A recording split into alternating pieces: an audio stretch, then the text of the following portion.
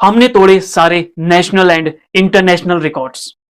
Hitesh Negi, student of class 6th, recited whole periodic table in just 11 seconds. Hitesh Negi ने 118 elements hydrogen, helium, lithium, beryllium, boron को मात्र 11 second में बोलकर एक नया इंडिया बुक ऑफ रिकॉर्ड बनाया। योगिता सामंत, स्टूडेंट ऑफ क्लास 5th, जिन्होंने सारे के सारे अफ्रीकन कंट्रीज और उनके कैपिटल्स, जिनका प्रोनाउंसिएशन लेना भी काफी टफ होता है, मात्र 1 मिनट 24 सेकेंड्स में रिसाइट करके एक नया इंडिया बुक ऑफ रिकॉर्ड अपने नाम किया। दिया वाफिला, student of class 6th, normally जो हमारा पढ़ाई का स्पीड होता है वह 150 to 200 वर्ड्स पर मिनट होता है, बट उन्होंने इंग्लिश के 500 वर्ड्स को 1 मिनट में बोलकर एक नया वर्ल्ड रिकॉर्ड बनाया। नितिन भट्ट, जिन्होंने 2 रिकॉर्ड्स अपने नाम किए। पहला, इन्होंने 3 सेकंड में A to Z अल्फाबेट्स को लैपटॉप के ऊपर टाइप करके एक नया इंडिया बुक ऑफ रिकॉर्ड बनाया। दूसरा, इन्होंने डिफरेंट 100 डेफिनेशंस को with serial number blind folded बोलकर एक नया विश्व रिकॉर्ड बनाया। हितेश नेगी, जिन्होंने अपने क्लास की कंप्लीट ज्योग्राफी बुक को with page number blind folded बोलकर रिसाइट कर एक नया विश्व रिकॉर्ड बनाया। And many records yet to come, जिसमें आपका बच्चा भी हो सकता है। हे, I am Jeevan Singh Bisht, memory coach, NLP practitioner and international book of record holder. We have designed a unique program for your school and students, जिसके थ्रू आपके बच्चे भी national and international level achieve कर सकते हैं। और बहुत सारे स्कूल्स में हमारे courses as a syllabus include हो चुके हैं। Your school can be next. हम जो यूनिक प्रोग्राम लेकर आए हैं वह सिंगापुर एंड जापान बेस्ड है और आपके शहर में पहली बार इंट्रोड्यूस हो रहे हैं। अगर आप भी चाहते हैं कि आपका जो स्कूल है उसका जो ग्रोथ है वो 10x हो एंड 10x बेटर रिजल्ट्स आए आपके बच्चों के, तो just call us. Now let me explain you about our courses, जिसमें हमारा पहला कोर्स है जिसका फुल फॉर्म है डर्मेटोग्राफिक्स मल्टीपल इंटेलिजेंस टेस्ट। इस टेस्ट के बारे में श्री नरेंद्र मोदी जी ने 1 घंटे का भाषण दिया है और कहा है कि हर बच्चे को यह टेस्ट कराना चाहिए। इस टेस्ट में बच्चे के फिंगरप्रिंट्स कैप्चर किए जाते हैं और उसके एनालिसिस के बेस पर एक 36 पेजेस का रिपोर्ट जनरेट होकर आता है, जिसमें आपके बच्चे की स्ट्रेंथ और वीकनेसेस के बारे में जानने को मिलता है। इतना ही नहीं, बच्चे की जन्मजात प्रतिभा अर्थात मां के पेट में से कौन सी क्वालिटी को लेकर बच्चा पैदा हुआ है, उस बच्चे को कौन से फील्ड में डाला जाए कि जिसमें वो सबसे ज्यादा एक्सेल कर सकता है, इसके बारे में पता लगता है। बच्चों के ब्रेन के बारे में लेफ्ट और राइट में से कौन सा ब्रेन ज्यादा डोमिनेटिंग है, यह जानकारी मिलती है। जिन बच्चों का लेफ्ट ब्रेन ज्यादा डोमिनेटिंग होता है वह पढ़ाई में बहुत अच्छे होते हैं और उसके माध्यम से अपना करियर इजीली बना पाते हैं। लेकिन जिन बच्चों का राइट ब्रेन ज्यादा डोमिनेटिंग होता है वह पढ़ाई में थोड़ा सा स्लो हो सकते हैं, बट क्रिएटिव काम, leadership quality, management, administration, computer, acting, बाकी सब में माहिर होंगे। अब डॉक्टर्स एंड साइंटिस्ट के ऐसे रिसर्च हैं कि जो हमारे दोनों ब्रेन के बीच में 7% से ज्यादा फर्क नहीं होना चाहिए। अगर होता है तो आप और हम यह नहीं कह सकते कि बच्चे के ब्रेन बैलेंस नहीं है या प्रॉपर वर्क नहीं कर रहे हैं या कोई बीमारी जैसा है, पर दोनों में से जो भी ब्रेन ज्यादा डोमिनेटिंग होगा उसके पढ़ने का स्टाइल अलग होगा। किसी का लेफ्ट ब्रेन ज्यादा डोमिनेटिंग है तो बच्चे 3 तरह से पढ़ते हैं, या तो उन्हें देखा हुआ बहुत याद रहता है, या सुना हुआ बहुत याद रहता है, या बोल बोल कर लिख लिख कर याद रखते हैं। अब हमारे पास 3 रास्ते हैं, देखना, सुनना और लिखना। तीनों में से बच्चा जो मां के पेट में से स्ट्रॉन्ग लेकर पैदा हुआ है, अगर बच्चे को उसे उसी लर्निंग पैटर्न में पढ़ाया जाए तो जो क्वेश्चंस का आंसर याद करने में बच्चे 2 घंटे लगाते हैं उसे वह आधे घंटे में याद रख सकता है और लंबे टाइम तक याद रख सकता है। उसके अलावा हमें बच्चों की 8 तरह की मल्टीपल इंटेलिजेंस के बारे में जानकारी मिलती है। बच्चा अकेला रहना पसंद करता है या लोगों के साथ मिक्सअप हो जाता है। उसका लॉजिकल पावर बहुत अच्छा है या उसे देखा हुआ बहुत याद रहता है। घर के कामों में आलस करता है या बाहर के कामों में आलस करता है।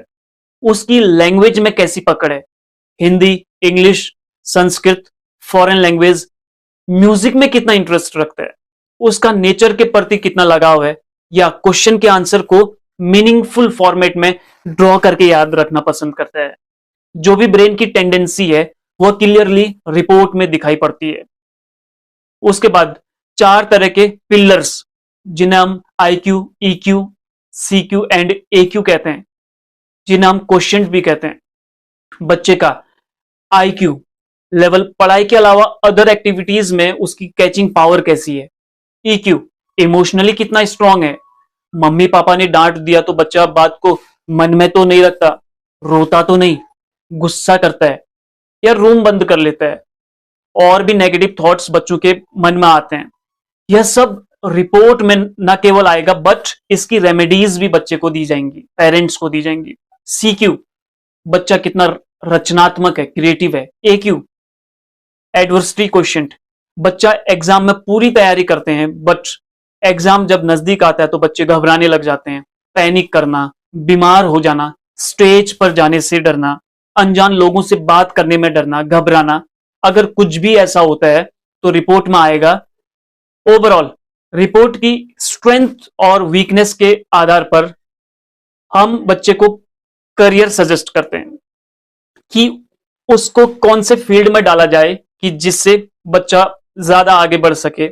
एग्जाम्पल के लिए जैसे कि बच्चे को MBA कराने हैं तो उसमें भी बहुत सारे फील्ड होते हैं, जैसे HR में MBA कराना है या फाइनेंस में कराना है, मार्केटिंग में कराना है, टूरिज्म में कराना है। हम किस पर्टिकुलर फील्ड में कराएं यह तक हमें रिपोर्ट सजेस्ट करती है।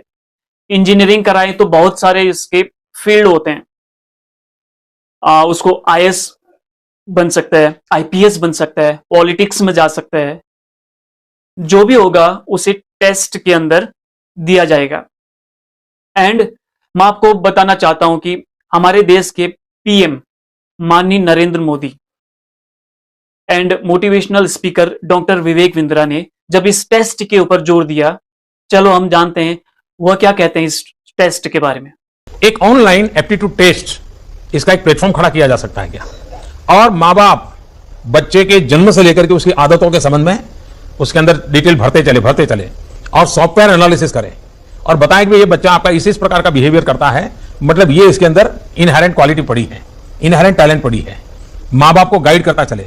अगर ऐसी कोई चीज आप डेवलप करते हैं, जैसा जिस विषय को आप अभी कर रहे हैं, उसका एक नया और बहुत बड़े लार्ज स्केल पर, और हर आज देखा होगा आपने 12th के एग्जाम के बाद बहुत परिवार काउंसलिंग के लिए जाते हैं, बहुत बड़ा पैसा देते हैं और 3 दिन 4 दिन काउंसलिंग चलता है और फिर वो काउंसलर जो होता है वो बताता है कि आपका बच्चा इंजीनियरिंग में जाने के लिए योग्य है, आपका बच्चा डॉक्टर बनने के लिए योग्य है। वो कोई ये नहीं बताता है कि वो माली बनने के लिए भी योग्य है, ये एग्रीकल्चर में कुछ नहीं बताते क्योंकि एक लिमिटेड उनका है दायरा। लेकिन पहले से ही अगर 12-15 साल तक लगातार मैपिंग चले और उसके लिए कोई पर्सनलाइज सॉफ्टवेयर बनता है, एक प्लेटफॉर्म बनता है, तो हम बहुत बड़ी सेवा हमारे खास करके मिडिल क्लास फैमिली के लिए कर सकते हैं।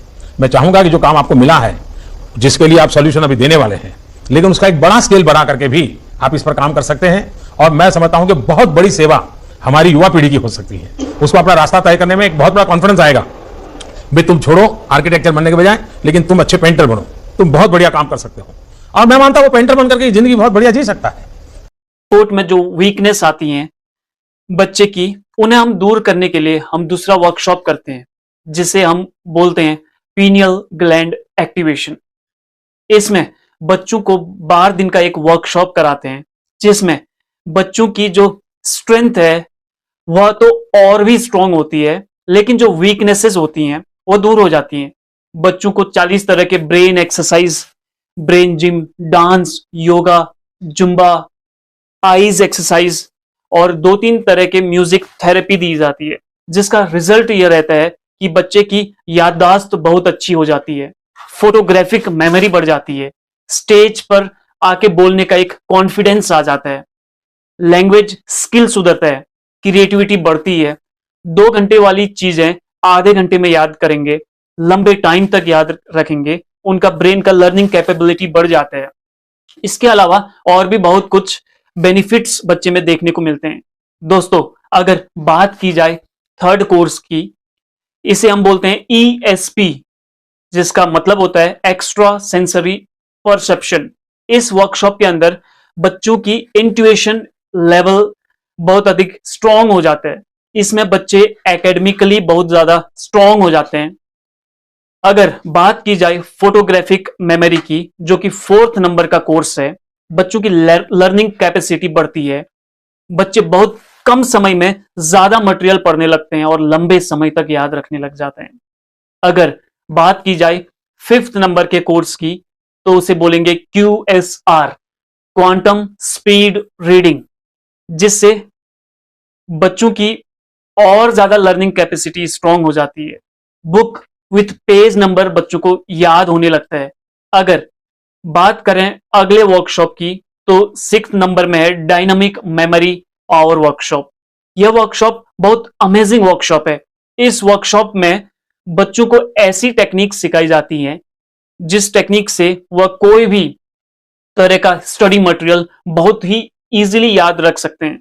उन्हें ऐसी ऐसी टेक्निक सीखने को मिलती है, जैसे dictionary, periodic table, science information कैसे याद करना है, मैथ्स के फॉर्मूले, फिजिक्स के फॉर्मूले, केमिस्ट्री के equations, long long answers, paragraphs, बड़े आंसर्स, जियोग्राफी, मैथ्स, हिस्ट्री के डेट्स, कौन से देश की कौन सी कैपिटल है, कहाँ की कौन सी करेंसी है, कहाँ कौन सी भाषा बोली जाती है, भारत के संविधान के 450 आर्टिकल्स, इनकम टैक्स के सेक्शंस, IPS की धाराएं, कौन सी रिवर कहाँ फ्लो हो रही है, कौन सा डैम कहाँ सिचुएटेड है, लोकसभा विधानसभा की सीटें। इसके अलावा कोई भी ऐसा मटेरियल जो बच्चे के कोर्स से रिलेटेड है, स्कूल से रिलेटेड है, वह बच्चे को याद कराया जाता है। अगर बात की जाए लास्ट वर्कशॉप, जिसे हम बोलते हैं ब्रेन इंजीनियरिंग, यह बहुत amazing workshop and unique concept है। इस कोर्स के अंदर बच्चा सीखता है कि पूरे के पूरे कोर्स को, यानी कि पूरे के पूरे बुक को विद पेज नंबर कैसे याद करना है within 10 days. For example, अगर आप बच्चे से पूछते हैं कि बेटा बताओ what is written on page number 44, तो बच्चे का आंसर रहता है सर ये पर्टिकुलर टॉपिक तो 40 पेज से स्टार्ट हो रहा है, 44 पर तो ये खत्म हो रहा है, और उसके बाद वो पूरी समरी उसका बताना स्टार्ट करता है। इतने अमेजिंग एंड जबरदस्त कोर्सेज हैं। मैं आप सभी लोगों से आग्रह करना चाहूंगा कि इस वीडियो के जरिए मैंने आपको शॉर्टकट में जानकारी दी। अगर आप भी अपने बच्चे को यह कोर्सेज कराना चाहते हैं तो आप भी हमें कांटेक्ट कर सकते हैं।